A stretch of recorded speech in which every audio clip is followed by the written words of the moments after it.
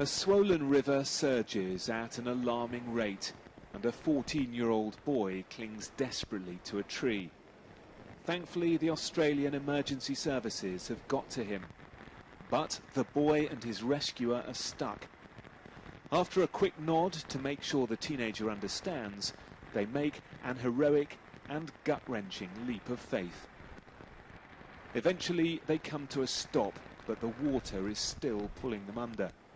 The boy grabs a tree trunk, but there's no sign of his rescuer, who is swept further downstream.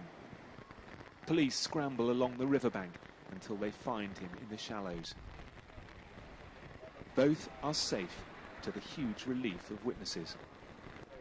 A boy came up to me and said, "Me mate's stuck in the creek." So I went down to him and I could see that there's nothing we could do and he's hanging on to a tree. So I called 000 and virtually just waited, make sure he was all right. All I saw was the boy was stuck out in the middle there, and I watched the rescue, but yeah, pretty scary.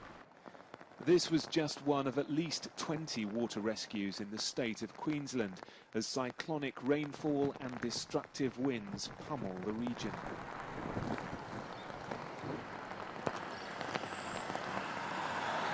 The city of Rockhampton has had its wettest day in more than 60 years.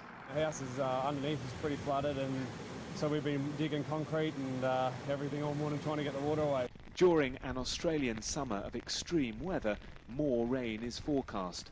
Rescue teams remain on standby. Jonathan Samuels, Sky News, Sydney.